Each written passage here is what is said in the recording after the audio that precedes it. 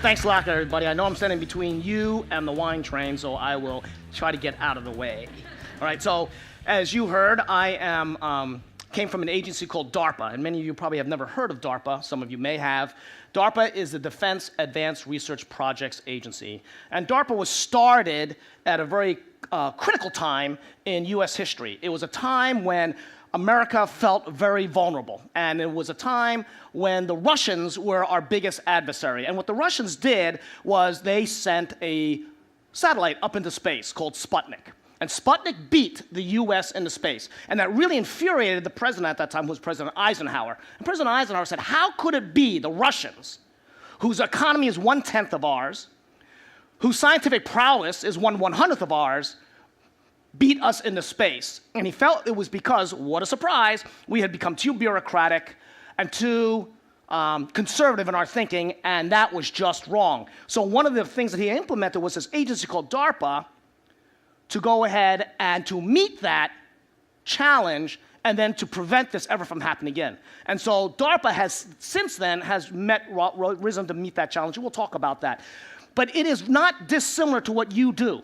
What you do is you try to find the best and the brightest, the most extraordinary ideas, bring them together, cultivate them, so that it can then blossom into a capability. At the end of the day, it is a capability. I know you guys want to make money, I get it. But along the way, you want to build a capability, right? That's really what it is. It's not about the science. It's not about the number of papers they publish. It's not about any of that junk. It's about building a capability. And that's, in fact, what DARPA does. So I don't have a clicker. So could you click to the next slide, please? And go to the next one. Because I don't want to slow down. I'm going to keep going, all right? So DARPA's mission is to maintain U.S. tech superiority.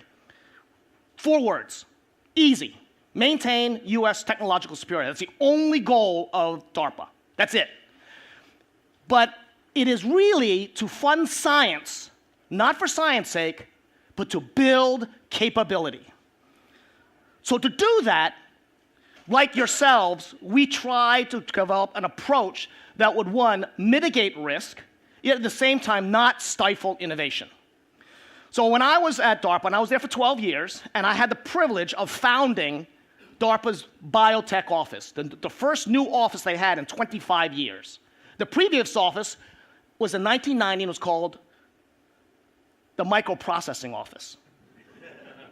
That was in 1990.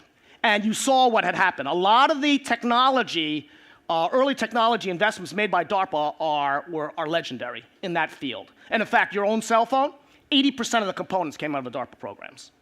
That thing that makes your screen turn, that was a DARPA program. Siri, that was a DARPA program. So it gives you a flavor. Titanium, and you guys play golf? Titanium, steel, that's a DARPA program. So on and on it goes. The docs in here, fast scanning for the belly, that was a DARPA program. And it was not, the neat part was it wasn't designed for those purposes. The screen was designed so that jet fighter pilots, with their heads-up display, as they're doing their maneuvers, their screen would always be upright. Yes, it goes in your cell phone, cool. But that's really what it was designed for. The fast scan used for abdominal, to locate free blood, that was actually developed as a portable ultrasound machine that the mechanics could use on airplane tires to find discontinuities to determine when they have to switch out an airplane tire. The last thing you want is a flat tire when you're landing. Okay, so that's what it was designed for. So dual use is very common in this.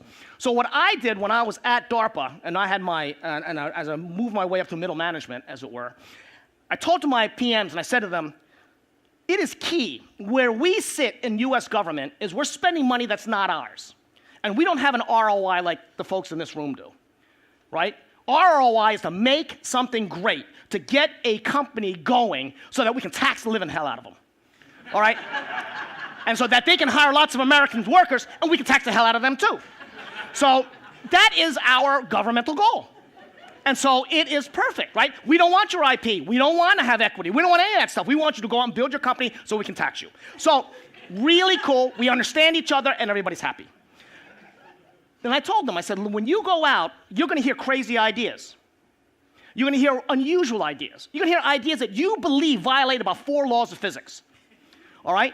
But you are obligated to listen to it. You are obligated to listen to it. Because what you should ask yourself, if this thing works, if this maniac comes up with this cool idea and it really works, is it cool? And if it is, go for it. Find a way to say yes. Any asshole can say no. Go to DMV and tell them you need your license renewed today. And you already got the answer. Saying no is the easiest thing in the world because saying no obviates you from having to do anything. Saying yes is hard because it means you have to do something. So I say to them, if the guy comes in and says, I got a flying carpet, it's absolutely the coolest thing in the world, and you're going, man, you're out of your freaking mind, I'm going to throw you out of here, right? Before you do that, make sure that he is not out of his mind. And I told them this, because if any of you guys if I hear that you turn them down and they come out and they succeed, and they really create that magic carpet, I'm going to fire your ass. No, seriously, you are out the door. Because it means that you did not do due diligence, you did not look, you did not try to figure out how to make it work. Because it was really cool. Because that's how the Russians beat us into space. A lot of people said, I can't be done, and they did it. If the Russians can do it and we didn't, there's something seriously wrong. So I said, look for ways to say yes. Now, granted, you'll find out that you can't. And if you can't, you can't. But if you don't go in the mindset that you're going to say yes, your easy default is to say no. Second, whatever it is, if you think it is cool and you think this is really going to work, never under-resource that innovator, because then you damn them to failure. Resource them, resource them, resource them. Make sure they have enough. And that doesn't mean money, by the way. And I'm going to come back to that in a moment. It also means technical support, governmental support, regulatory support, all that stuff, because you want them to succeed. Third, this is not a gift.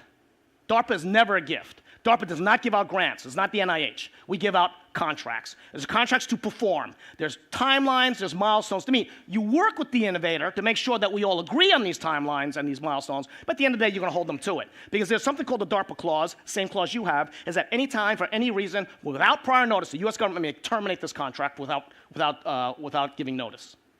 We can pull the money at any time. Keeps everybody awake. We also believe fail early, fail fast. Yeah, buddy, you can make this flying carpet. I'm going to resource the living daylights out of you. But the moment I figure out that you cannot do it, boom, we're out of here. Fail early, fail fast. Why? Because we take the money and use it elsewhere.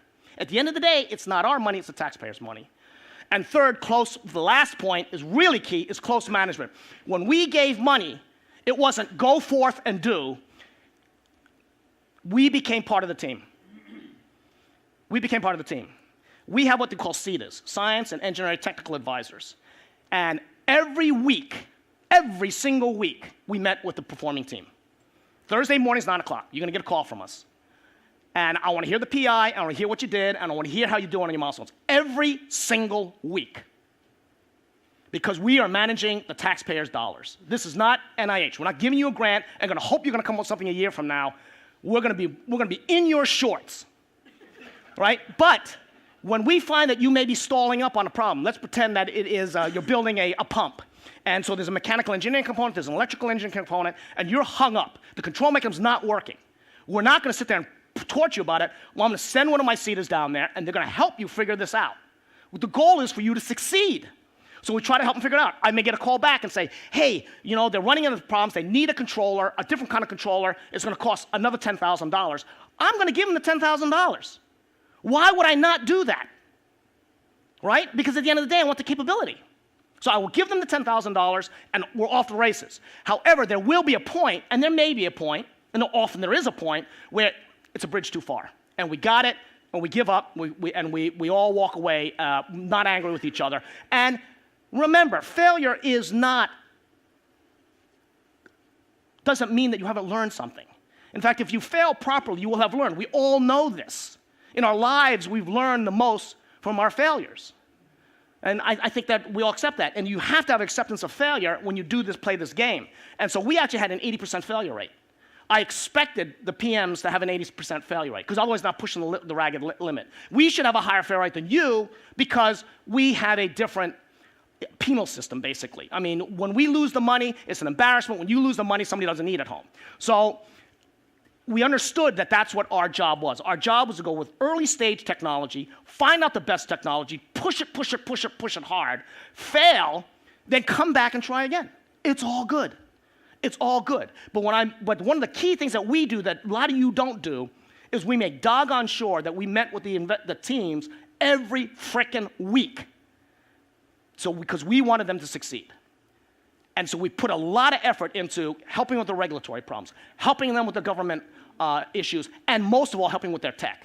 I mean, I had Ph.D.s working for me in chemical engineering, in electrical engineering, in mechanical engineering, in microbiology, in neuroscience, and on it goes. And I will send them down there to help. And I will send them right away. I would know that last week they were doing fine, this week they're not. It's not a big fix, right? That's not going to be a big fix. But if I waited 6 months, it's a big fix. And I've lost money and time, and that's a bad thing. So that's, in fact, how we did it. And you would say, oh, well, geez, Jeff, that's a lot of words. Did you really do anything? Who came up with stealth technology? We did. And we did it in 1978. 1978. We were flying stealth planes over Kosovo, and they had no freaking idea what we were doing. Why did we do it? Because the goal was, and this is it, whatever you do, remember I said if it really works, it's cool. Don't do stuff that's not cool. All right? I mean, no, seriously. If you're telling me you're going to come up with a better shoe or a better pair of eyeglasses, the NIH is located on 3900 Wisconsin Avenue and this. But what we want to do is you're going to do something dramatic. So stealth was, I'm going to make an airplane invisible. That's cool. That's cool. That's cool. All right? Anybody here hear the name of J.C. Licklider? Who here has heard of J.C. Licklider? Ah, some fine folks. Is J.C. Licklider a smart guy? Pretty smart guy. You know who J.C. Licklider is? He invented the internet. Seriously, no joke. No. You thought it was, who was the vice president? Yeah, Gore. No. Gore worked for J.C. No, J.C. Licklider in 1963 conceived of the idea of how can we get computers to talk to each other. And he funded it. He got IBM to work on it, he got Stanford to work on it, a couple of other people. And in fact, 1963, they created something called the ARPA Net, the Advanced Research Project Agency Network. Google history of the internet, and you'll see J.C. Licklider over there. And he was a DARPA program manager.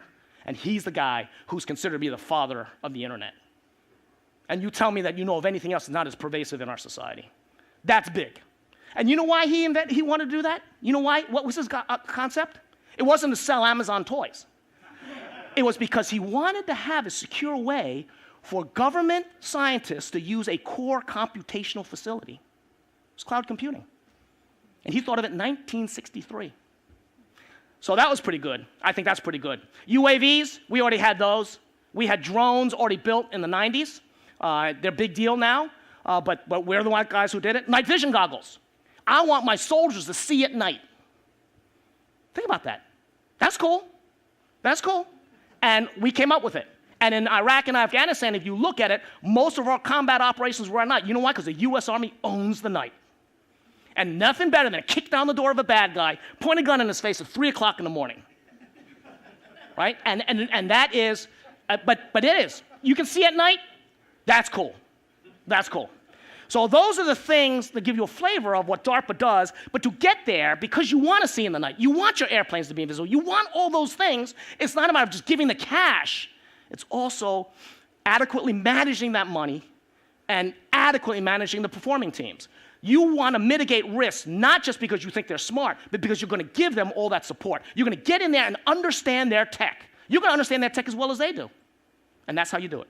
So, what are some things? As I said, don't be limited by the probable or the doable. Instead, go after what you really want. So I always told my PMs, what do you really, really, really want? All right? So here's something that's super, super simple. Now remember, I'm a soldier.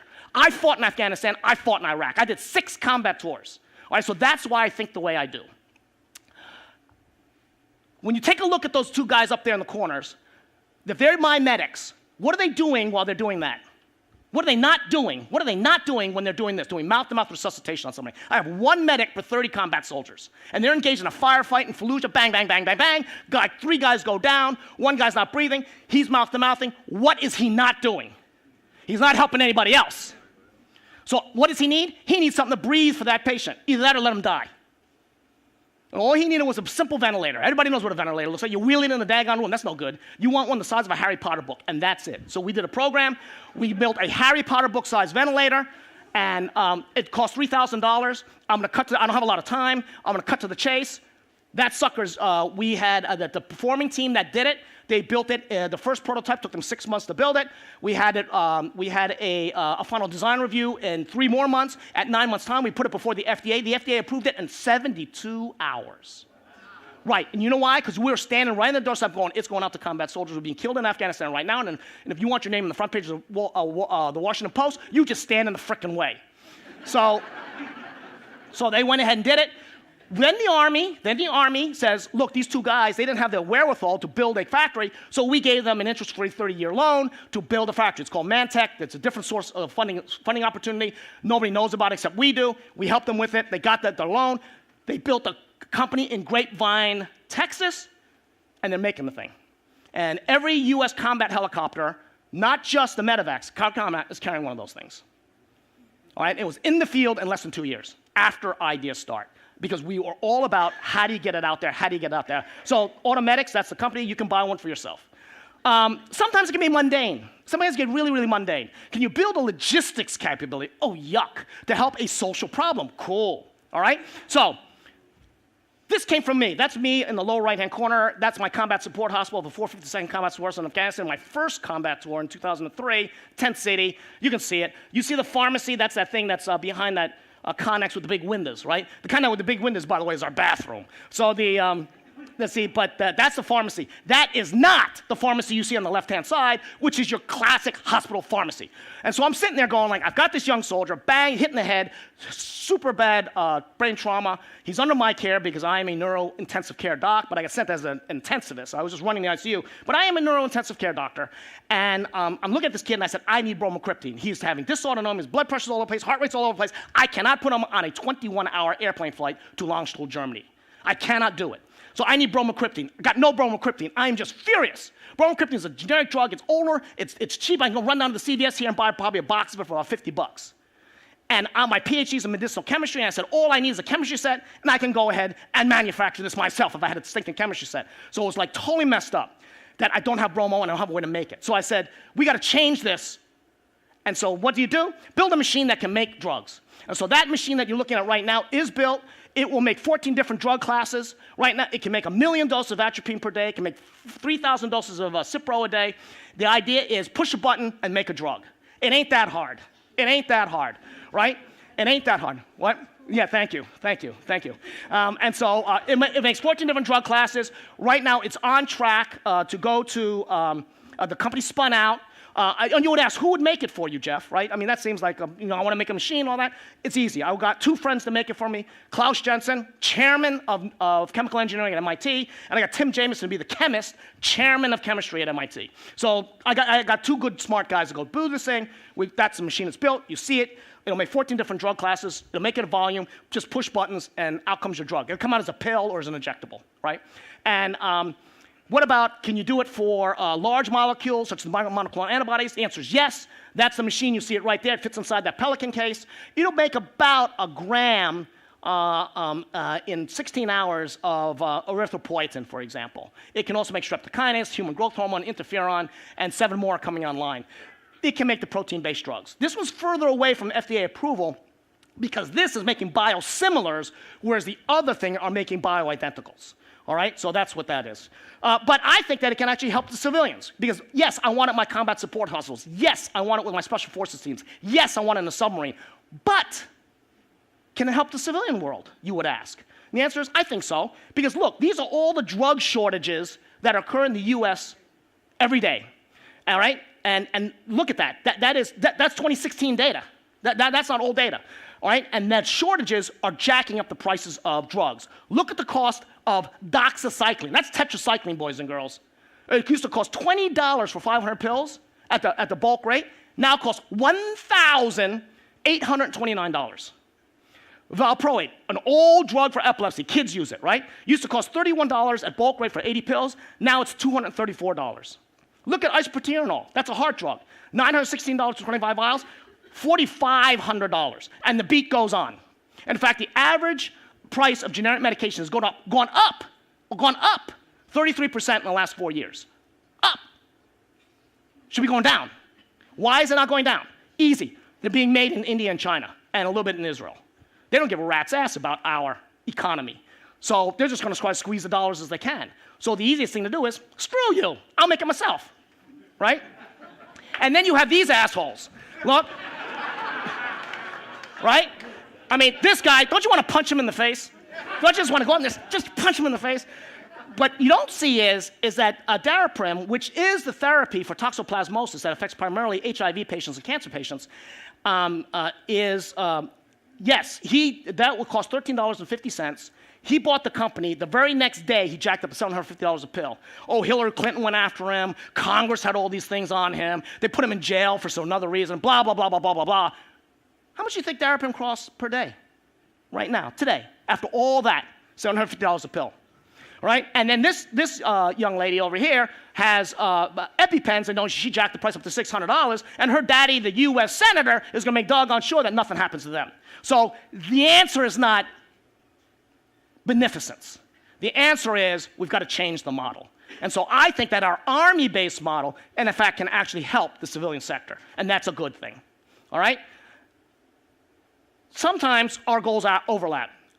I need my soldiers to be 100% warfighter operational ready at all times. But you want a healthy civilian workforce. So my world is on the left. My airborne troops, my submarines, my special forces teams, they can't afford to have people get sick. Worse, you can imagine if I have a Trident submarine, which is what you're looking at right now, that when you put them when you button them up and send them out to sea, they stay underwater for 9 months. They do not surface. A submarine on the surface is a target. A submarine under the sea is a weapon. And the Tridents carry 24 nuclear ballistic missiles. By the way, Kim Jong-un should be very happy because he's got a bunch of those sitting off his coast right now. So those guys, if there's one guy that has the flu, when you button up the hatch, you know what that means. And in fact, there was a time during the H1N1 crisis that a sailor did get sick and a fast attack had to come back in because he infected the entire crew. All right? And so that's a bad thing. So we said to ourselves, we don't want like that, you know, the containment wards back in World War I from Spanish influenza. So we said to ourselves, if we accept that we believe that illness, I don't care what illness you have, it may be cardiovascular disease, it may be oncological disease, I don't care what it is, but let's say infectious diseases begin at the cellular level. You get infected, you change at the cellular level, and it takes a couple of days, the thing blossoms, or a couple of years if it's like a cancer, and it blossoms, and you have symptoms. And once you have symptoms, you are now sick. All right? You are now sick. Wouldn't it be better to redefine sick as when your cellular mechanism is starting to break down? Right? Wouldn't it be much better? And the answer is, can you do it? The answer is yes. This is the work of Dr. Jeff Ginsberg down at Duke. He's the head of the Genomics Institute. And he came with this really cool idea. He says, we can measure biomarkers, because that's what everybody does, but more important is the mathematics. It's the predictive mathematics. And so Duke, of course, as you know, has the computational core facility there. And so they came up with this remarkable algorithm. And I just don't have time to go over it with you, but we'll just say it's a remarkable algorithm. And he was able to dump a bunch of the biomarker data into it, churn through it, and what he found was, he found that if he did a study where he purposely infected people with a virus, and he chose H1N1 Brisbane, RSV, H3N2, and a couple of others, and he purposely infected them, there's some who are going to get sick and some not, right? I mean, you know, get coughed in your face. Some people fight it off and others don't.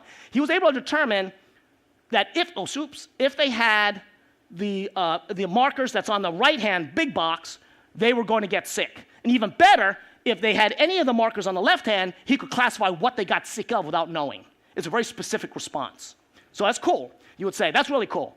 And in fact, how cool is it is that if you say T is when symptoms appear, and 0.1 T is a tenth of the way in the incubation period, he had 80 to 90% positive predictive value in terms of determining who would ultimately become sick. Remember, they look fine. They just got infected, but they look fine. He could tell with 90% certainty who would get sick and who would not. And when he was at 0.8 T, which is like a couple of days before symptoms manifested, he was at the 100%. Before. And then what's cool was this. He said, if I give everybody the flu, H1N1, Brisbane, please, not swine, H1N1, and they were positive markers for impending illness, that they had that signal, I'm going to get sick, and I treated them with a single dose of Tamiflu, when it was time that they should be sick, none of them got sick. Why? Because the viral load is so low that he was able to wipe it out. If they were marker positive and he gave placebo, 100% of them got sick. And if they're marker negative and he gave placebo, they were healthy.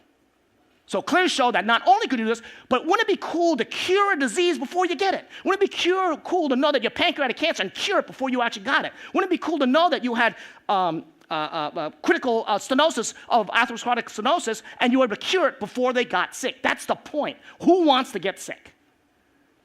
And sometimes we can do something really hard, and I got to go through this quick, is that this was my toughest program. So when I had, one of the things that I saw when I was in, I don't have my picture there, too bad. When I was in Afghanistan, there was not a single day went by that I didn't have a little kid missing a limb come to us. We were the only level 1 trauma center in the whole stinking country.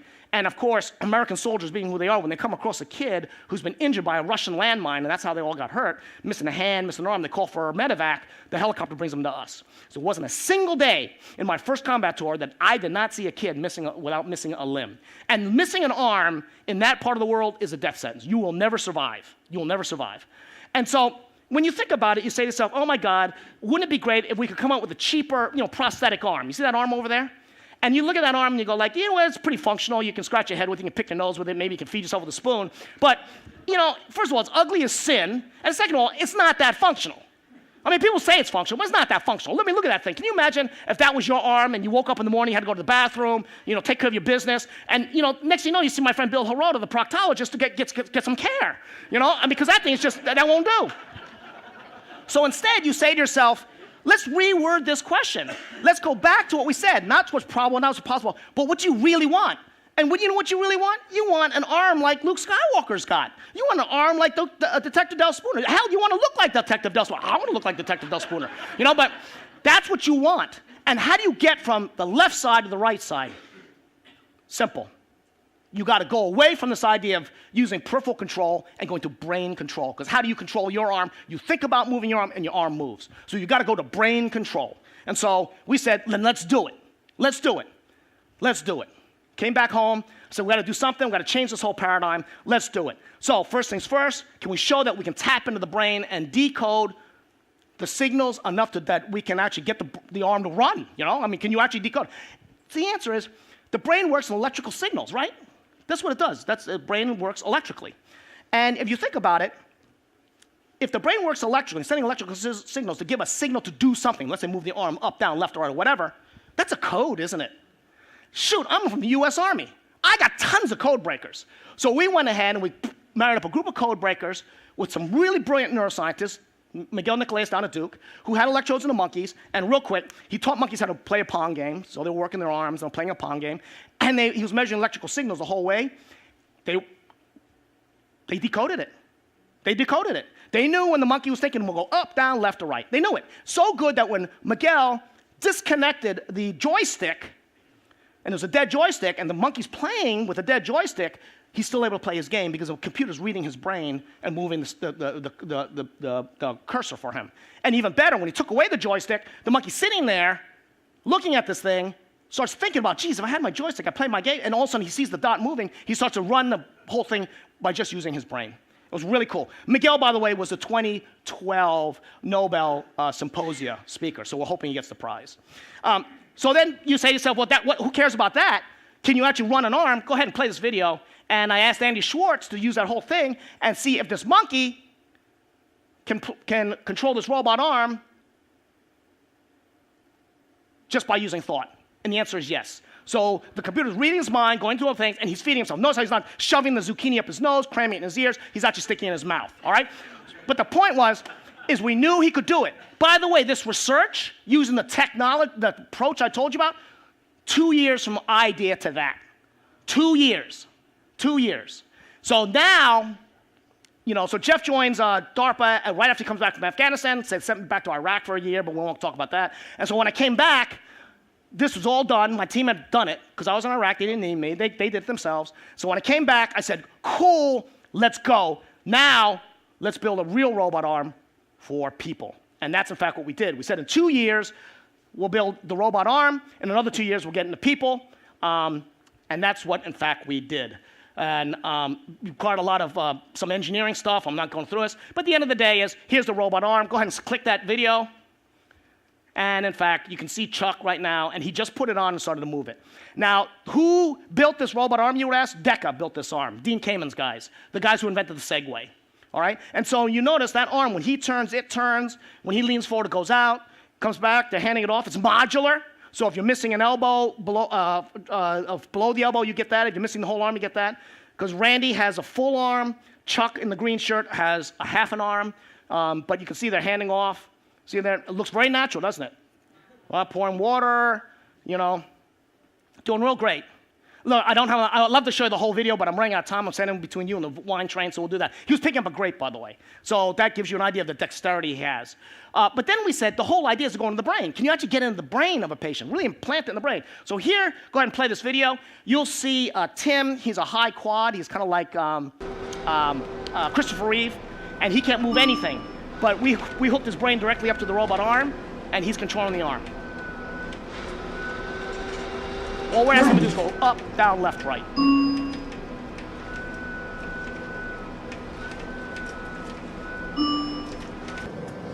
Up. So the computer said go up, and you can see he was able to push the arm straight up. Now, this is the first time we actually did this. What I asked the investigators to do is, we hooked him up, and I said, get a video camera going. Because we'll flip the switch on, either his head was going to burst into fire, which would make a cool YouTube video, or the thing would work. And we got it to work. All right? Nice. There you go. So naturally, they broke script. Nice, he high-fived this investigator. And this is really cool. Katie, his girlfriend.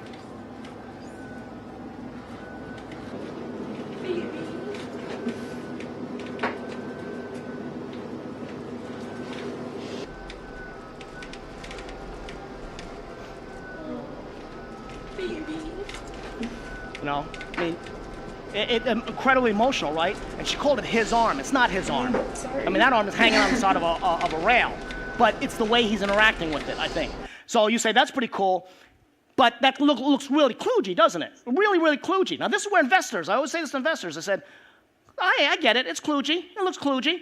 But if you were standing at the base of Kill Devil Hill in 1903 and you watch these two knuckleheads from Dayton, Ohio, bicycle guys, right? Bicycle guys, gonna fly an airplane, right? They're gonna fly an airplane. That's why I said, don't always laugh at everybody. And those two suckers shoved this thing off, and you're like watching, we'll go, whoa, that thing flew for 8 seconds. Flyer flew for 8 seconds, right? And you're standing down there going like, would you say, what the heck, 8 lousy seconds? Let's go home and get something to eat. Or would you say, oh, wow, they did it. They did it. 3,000 years of mankind been trying to get this thing going, and these two knuckleheads from Dayton did it. I'm gonna go like invest in them. I'm gonna like foster them. What do you know, we say to ourselves, which are we? Which are we, right? And that's why I was telling my PMs, don't throw anybody out. Hear what they have to say, then throw them out. But then you say to yourself, look at the rate of progress of air travel. 1903 was pretty cool, but what were airplanes like in 1915, which was the dawn of the First World War? Right, that's just 12 years later. What were airplanes like 33 years after 1903, which is 1936, which is the dawn of World War II? What were airplanes like then? They're pretty doggone good, right? And what were airplanes like in 1966? 66 years after, 1969, Neil Armstrong walks on the moon. 66 years after the Wright brothers flew. 66 years, that's nothing, nothing. Well, let me show you what happened 7 months after showing this. Go ahead and click that. This is 7 months later. And straight down, and left and right and diagonally. I can close it and open it, and I can go forward and back. That is just the most astounding thing I've ever seen. Can we shake hands? Sure. No, really. 7 months. Yeah. We went from this. Come right to over that. here? Yes, you come over Okay. there. Let me grasp your hand there. There we go. Oh my goodness. Wow. And I can do a fist bump if you'd like. That's amazing. Yeah, it is, isn't it? It really is amazing. But you say to yourself, Jeff, so what? You're running a robot arm. That's cool. It helps only a handful of patients. I never invest in that. Really? You would never invest in that? Take a look at this. Take a look at this. Same technology. Go to the next Sorry. Go ahead and click this. I want you to take a look at this patient. He's asked to use one of those little child toys. I want you to look at this. But the one I made was pretty strange. Did you see what he did? Who saw what he did? See what he did? You saw it. Roberta saw it. He turned his hand the wrong way. Why did he turn his hand the wrong way? Because he could. Because he could. One of the things we found that the monkeys were doing. Yeah, James. Okay, you can shut it off. One of the things that we found that the monkeys were doing was that we didn't cut off any monkey's arms, okay? I don't want to hear from Peter. So the whole idea was, is the monkey would reach out, grab the zucchini with the robot arm, but what did he do with his good arm? We had restrained it, so we wouldn't get in the way. We saw that within a couple of days, the monkeys, like when you patch a kid's eye, the monkey learned how to try to get at the machine with his other arm. He's reaching around for the zucchini with his robot arm, and he's trying to get out of his restraint with his native arm. He learned how to use 3 arms. Learn how to use 3 arms. So come back to this. You looking at Jeff and you're going, what a stupid thing, right? Well, I tell you what it does is, if you can get direct brain out, so the way we drive, the way we fly airplanes is brain to hand, hand to controller, controller to aerions, and you fly your airplane. Bypass that whole thing. Bypass that whole thing. Can you do it? Well, yeah. So this is that lady on 60 Minutes. Never flew an airplane in her life. We hooked her up to a flight simulator. Go ahead and click that. And what you'll see is she gets level flight immediately. Immediately. Why? Because she's thinking about not working the stick and all this stuff. She's thinking about, I'm flying. I want to go right. I want to go left. And it was so good that we sped it up 8 times and said, fly through the Grand Canyon. And so she does. Remember, she's never had a flight lesson in her life. And then we put her in the F-22 Joint Strike Fighter. And yes, it looks kludgy. That's a damn difficult airplane to fly. But look at that. She has level flight. She can climb. She can dive. And she's not crashing. So at the end of the day, this technology isn't about running an arm. This technology is about running the world around you. That if, in fact, you can go and get these signals out, now you know where they are. Think about what you can do. The internet was cool. Look what it became. I think this is cool, and look what it will become. So yeah, I spun out a company, now that I'm out of the government, and we've got all the IP to the signaling and all that, because in the end of the day, I think this is the next step for mankind. If you can liberate you from your bodies, think about what you can do. So at the end of the day, I've run out of time. I'm going to shut up. I'm just going to say it's about what we want, not settling for what we can have. That's number one. And number two is resourcing and the innovator, the geniuses out there is more than just giving them cash and hoping they succeed. It's really get in there with them, help them, because at the end of the day, we want them to succeed, because if they succeed, we succeed. Thank you.